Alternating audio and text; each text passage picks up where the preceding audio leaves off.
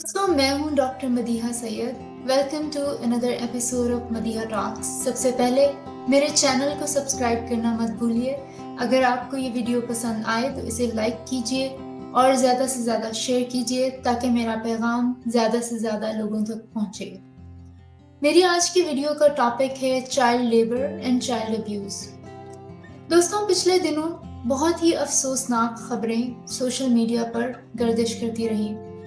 रिजवाना नामी एक घरेलू मुलाजमा पर सिविल जज की बीवी और सिविल जज की तरफ से तशद्दुद की खबरें मंजर आम पर आईं। उस बच्ची पर बेरहमाना तशद्दुद किया गया, उसकी हड्डियां तोड़ दी गईं, फ्रैक्चर्स हुए, बहुत सारे जिस्म पर जख्म थे और इस बच्ची को न सिर्फ ये कि खाने पीने से महरूम रखा जाता था बल्कि उसको अपने वालिदैन तक से बात नहीं करने दी जाती थी। इसके अलावा कुछ दिनों बाद एक और 9 से 10 साल बच्ची फातिमा का केस सामने आया, जो कि सिंध के एक वडेरे या पीर असद शाह की हवेली में रहती थी।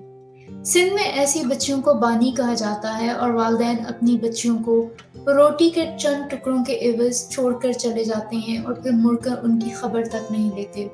ये हमारी सोसाइटी का एक और बहुत ही खौफनाक पहलू है जिसमें तमाम अफराद बराबर के मुजरिम हैं। इस बच्ची के वालिदैन, ये पीर, उस पीर का खानदान, डॉक्टर, पुलिस, हत्ता कि तमाम लोग जो इस जुर्म को अपनी नज़रों के सामने होता देखते रहे और खामोश रहे। इसके अलावा आपने अक्सर ऐसी शर्मनाक तस्वीर देखी होंगी कि कोई खानदान किसी महंगे रेस्टोरेंट में बैठ के खाना खा रहा है और दूसरी मेज पर कोई बच्चा हसरत और मजलूमियत की तस्वीर बना बैठा है। उस बच्चे को आमतौर पे खाने पीने को उस रेस्टोरेंट में कुछ भी नहीं दिया जाता। या फिर ऐसे मनाजिर आपने देखे होंगे कि एक किसी अमीर खानदान से ताल्लुक़ रखने वाली बेगम सामने पर्स उठाए चल रही है और उसके पीछे एक छोटा 5-6 साल का बच्चा या बच्ची एक मोटा ताज़ा बच्चा गोद में उठाए चल रहा है, जो कि उस खातून का घरेलू मुलाजिम है। हम तकरीबन ऐसे तमाम मनाजिर से इम्यून हो चुके हैं क्योंकि हम बचपन से इन मनाजिर को देखते चले आए हैं और इस बेहिसी में बराबर के मुजरिम हैं। माशरे में इस बेहिस रवैये की कई वजूहात हैं, जिसमें गुर्बत, जहालत, कम उम्र की शादी, फैमिली प्लानिंग के शऊर का ना होना, माँ बाप की बेहिसी, पेट्रियार्कल सोसाइटी, पॉपुलेशन कंट्रोल का ना होना, लॉ एंड ऑर्डर का फुकदान है। गुर्बत की वजह से जिंदा रहना भी एक सर्वाइवल का मसला बन जाता है। ऐसे गरीब माँ बाप बच्चे पैदा करते चले जाते हैं क्योंकि जितने ज्यादा कमाने वाले घर में होंगे सर्वाइवल के चांसेस उतने ही बढ़ेंगे और इकोनॉमिक या फाइनेंशियल स्टेटस उतना ही बेहतर होगा। माँ बाप किसी वर्कशॉप में या किसी अमीर घराने में या फिर मदरसे में अपने बच्चों को छोड़ आते हैं और फिर उनकी मुड़ के खबर भी नहीं लेते।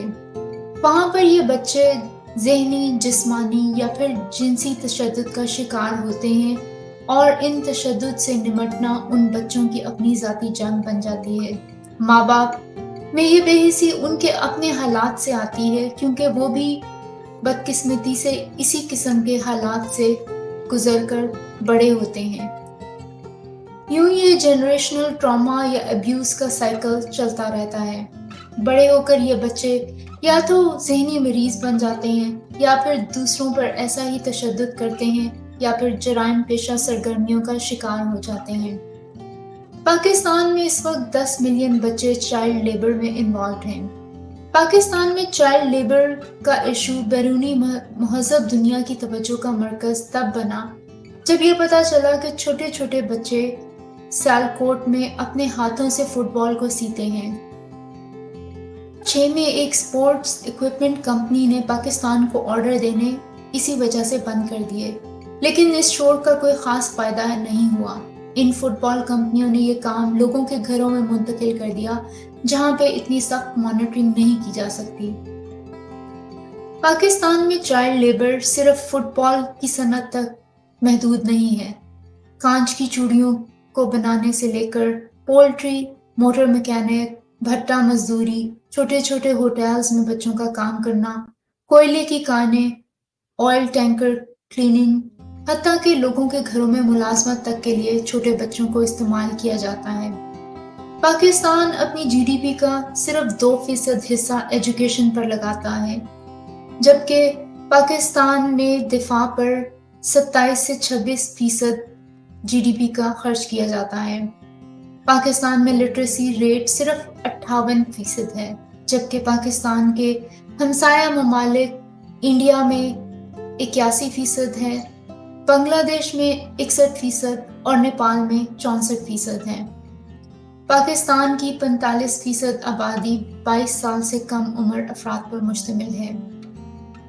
یونیسیف کی ایک رپورٹ کے مطابق Pakistan has the highest number of out of school children in the world۔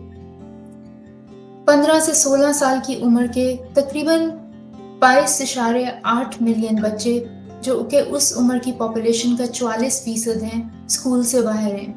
Sindh میں 5 سے 14 سال کی عمر کے بچوں میں صرف 60% بچے اسکول جاتے ہیں، جبکہ 170,000 اسٹریٹ چلڈرن میں 90% بچے سیکس ٹریڈ میں ملوث پائے جاتے ہیں۔ کچھ سال پہلے قصور میں بااثر افراد کا ایک چائلڈ پورنوگرافی رنگ پکڑا گیا تھا۔ 2019 میں پنجاب نے 15 سال سے کم عمر بچوں پر ڈومیسٹک لیبر پر پابندی لگائی۔ جسمانی، ذہنی اور جنسی تشدد کے علاوہ چائلڈ ٹریفکنگ بھی ایک مسئلہ ہے۔ اس کے علاوہ کوئلے اور کارپیٹ انڈسٹری میں کام کرنے کی وجہ سے بچے اپنی بینائی سے بھی محروم ہو جاتے ہیں۔ کوئلے کی کان میں کام کرنے کی وجہ سے بچے لنگ کی یا پھیپھڑوں کی مختلف بیماریوں کا شکار ہو جاتے ہیں، جس میں نیموکونیوسس، جو کہ بلیک لنگ ڈیزیز بھی کہا جاتا ہے، سر فہرست ہے۔ صرف 34% بچے جو کہ 5 سال سے کم عمر ہیں ان کو رجسٹر کیا جاتا ہے۔ پاکستان میں تقریباً 3.3 ملین بچے چائلڈ لیبر میں جکڑے ہوئے ہیں، جو ان سے ان کا بچپن، تعلیم، صحت اور شعور کا حق چھین لیتا ہے۔ برتھ رجسٹریشن بچوں کا ایک بنیادی حق ہے تاکہ ان کے ہونے کے قانونی ثبوت ہوں۔ کم عمری کی شادی ایک دوسرا گھمبیر مسئلہ ہے۔ 20 سے 49 سال کی خواتین کے ایک سروے کے مطابق تقریباً 1/4 خواتین کی شادی 15 سال سے کم عمر میں کر دی گئی، جبکہ ان میں سے 31% کی شادی 18 سال سے کم عمر میں کر دی گئی۔ پاکستان میں صوبہ سندھ میں شادی کی منیمم ایج 18 سال، جبکہ دوسرے صوبوں میں منیمم ایج 16 سال ہے۔ یہ گھمبیر صورتحال اس وقت مزید پیچیدہ ہو جاتی ہے جب معاشرے کی روایات، جو کہ جینڈر ان ایکوالٹی پر یعنی کہ صنفی امتیاز پر مشتمل ہے، اس کے علاوہ پیٹریارکی اور مسوجنی ایک دوسرا مسئلہ ہے۔ پاکستان کی سوسائٹی پیٹریارکل سوسائٹی ہے اور اس میں مذہب کے رول کو نظر انداز نہیں کیا جا سکتا۔ مذہبی لحاظ سے خواتین مردوں کی ملکیت ہیں اور کوئی بھی خاتون اپنے میل گارڈین یا ولی کی اجازت کے بغیر نہ تو شادی کر سکتی ہے، نہ ہی ملازمت کر سکتی ہے، نہ ہی اپنے بچوں کے بارے میں ڈیسائیڈ کر سکتی ہے۔ خواتین یہ بھی ڈیسائیڈ نہیں کر سکتی کہ وہ فیملی پلاننگ کر سکتی ہیں یا نہیں اپنے میل گارڈین یا مرد کی اجازت کے بغیر۔ ان ممالک میں Somalia, democratic republic of Congo یا DRC، Myanmar, Sudan, Afghanistan, Zimbabwe اور یمن شامل ہیں۔ غربت کے مارے ممالک میں یہ رسک زیادہ ہوتا ہے، لیکن معاشی طور پر مضبوط ممالک یعنی کہ چائنا، انڈیا اور رشیا یا برازیل میں بھی یہ رجحان دیکھنے کو ملتا ہے۔ اس کی وجہ ان ممالک میں چائلڈ لیبر کے قوانین کے حوالے سے سختی کا نہ ہونا اور چیپ لیبر شامل ہے۔ بڑی بڑی کمپنیاں چھوٹے چھوٹے بچوں کو کم اجرت پر ہائر کرتی ہیں اور مہنگے داموں ان اشیاء کو باہر بیچتی ہیں۔ سندھ میں 5 سے 14 سال کی عمر کے تقریباً 11 ملین یا 21.5% بچے برک انڈسٹری، گھریلو ملازمت، زراعت، قالین یا پھر کوئلے کی انڈسٹری سے منسلک ہیں۔ 1992 میں پاکستان میں بانڈڈ لیبر ایبولیشن ایکٹ آیا، اگر کوئی بانڈڈ لیبر کروانے میں ملوث پایا جائے تو اس کو 2 سے 5 سال تک کی سزا یا پھر 50,000 روپیہ فائن کیا جائے گا۔ لیکن لا اینڈ آرڈر، رشوت، اقربا پروری، کرپشن کی وجہ سے کوئی بھی ان قوانین کو امپلیمنٹ کروانے میں کامیاب نہیں ہو سکا۔ یونیسیف کی رپورٹ کے مطابق پاکستان کی کارپیٹ انڈسٹری میں 90% ورک فورس 4 سے 14 سال کی عمر کے بچے ہیں، جو کہ کم اجرت پر کام کرنے پر تیار ہو جاتے ہیں۔ یہ بچے 20 گھنٹے تک بغیر کسی بریک کے کام کرتے ہیں اور ہفتے کے 7 دن کام کرنا پڑتا ہے کسی چھٹی کے بغیر۔ یہی وجہ ہے کہ بچوں کی قوت بینائی چلی جاتی ہے۔ امپلائمنٹ آف چلڈرن ایکٹ کے مطابق بچے 7 گھنٹے سے زیادہ کام نہیں کر سکتے، جن میں سے 1 گھنٹہ آرام کا ہوتا ہے۔ اس کے علاوہ بچے شام 7 بجے سے صبح 8 بجے تک کام نہیں کر سکتے۔ کسی بھی خطرناک کام کی کم سے کم عمر بلوچستان میں 14 سال جبکہ KPK اور پنجاب میں 18 سال ہے۔ پنجاب نے 15 سال سے کم عمر کے بچوں پر ڈومیسٹک لیبر پر پابندی لگائی، لیکن ظاہر ہے اس قانون پر بھی عمل درآمد نہ ہو سکا۔ پاکستان کا ایک اور بڑا مسئلہ پاپولیشن ہے۔ ایک ایسا ملک جہاں پہ سیکس ٹریفک رنگز پکڑے جاتے ہیں، آئے روز کسی مدرسے میں کسی امام کے ہاتھوں بچوں کی سیکشول ایکسپلوٹیشن یا جنسی تشدد کے مناظر دیکھنے میں آتے ہیں، وہاں پہ حکومت کی پرائرٹی یہ ہے کہ 2016 میں پاکستان نے کانٹراسیپٹیو پلز کے ایڈز پر اس لیے پابندی لگا دی کہ وہ بچوں میں سیکس کے متعلق کیوریوسٹی پیدا کرتے ہیں۔ یہ کوئی پہلی دفعہ نہیں ہوا۔ 1990 کی دہائی میں اس وقت کی پرائم منسٹر بے نظیر بھٹو نے لیڈی ہیلتھ ورکر پروگرام شروع کیے اور ٹی وی پر کانٹراسیپٹیو کے حوالے سے ایڈز آنے شروع ہوئے۔ فیملی پلاننگ کے یہ ایڈز مذہبی جماعتوں اور ملاؤں کی طرف سے بھرپور مزاحمت پر بند کر دیے گئے۔ بجائے یہ کہ بچوں کو سیکشول ایجوکیشن دی جائے تاکہ وہ ایک اپروپریٹ، کنٹرولڈ اور سپروائزڈ ماحول میں جنسی تعلیم حاصل کر سکیں اور اپنے آپ کو محفوظ بنا سکیں، حکومت ان کو معاشرے کے رحم و کرم پر چھوڑ دیتی ہے۔ طلاب اور وسائل کی کمی کی وجہ سے 2025 تک پاکستان کو واٹر شارٹیج کا بھی خطرہ ہے۔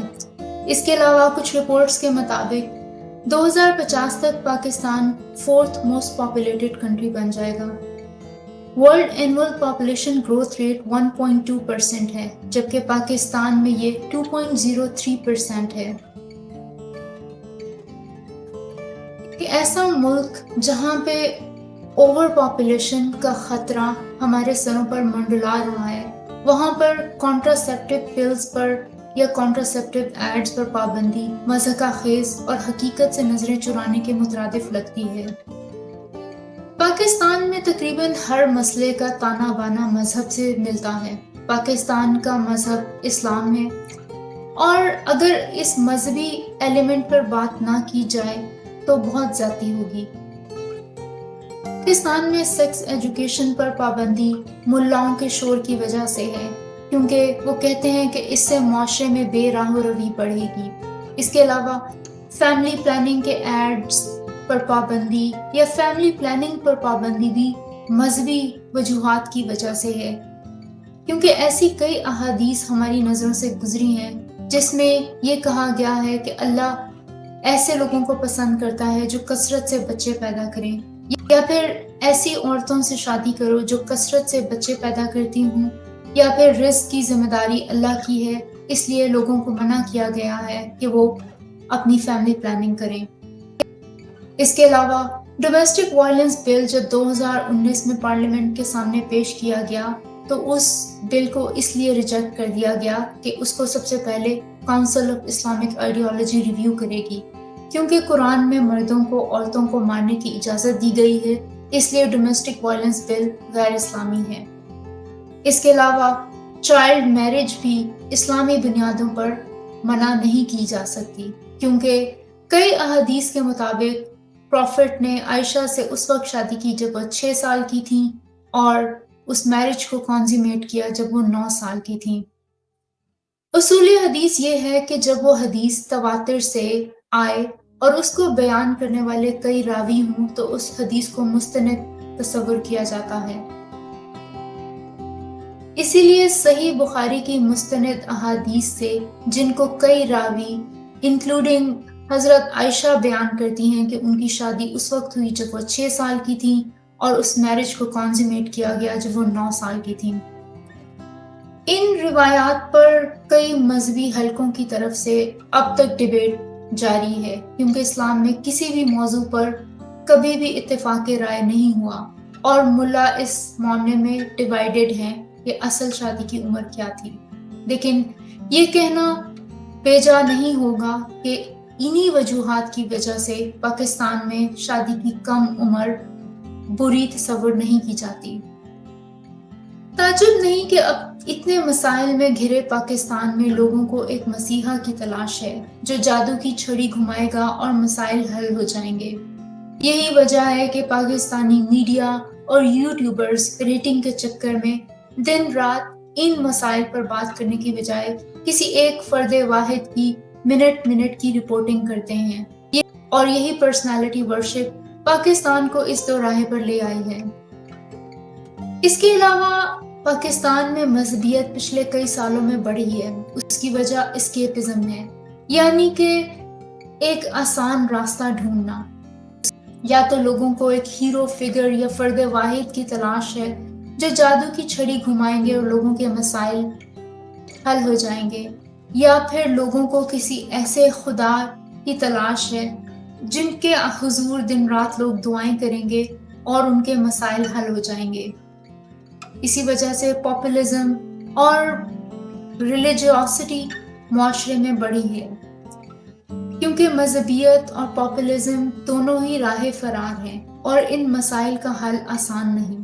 کوئی بھی شخص اعصابی طور پر اتنا مضبوط نہیں ہوتا کہ وہ چیلنجز کو ہیڈ آن فیس کرے اور ان مسائل سے نکلے۔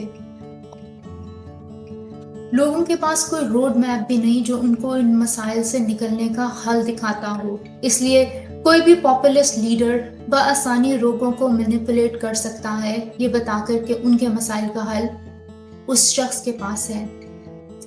There is no easy path to success۔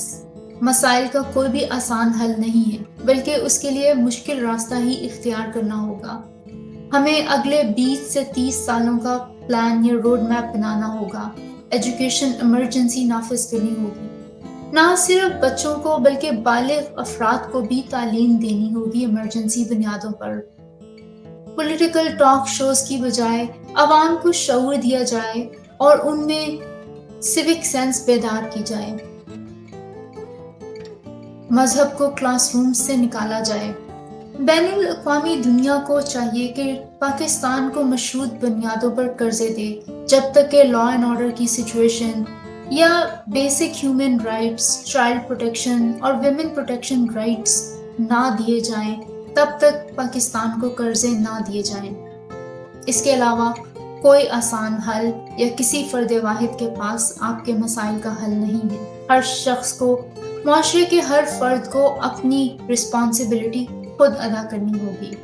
اگر آپ کو میری باتیں پسند آئیں تو فیس بک پہ مدیحہ ٹاکس، یوٹیوب پہ میرے چینل مدیحہ ٹاکس کو سبسکرائب کریں۔ اگر آپ کو یہ ویڈیو پسند آئے تو لائک اور شیئر کریں، اور سب سے امپورٹنٹ بات، مجھے اپنی رائے سے آگاہ ضرور کیجیے۔ شکریہ، اپنا بہت سارا خیال رکھیے۔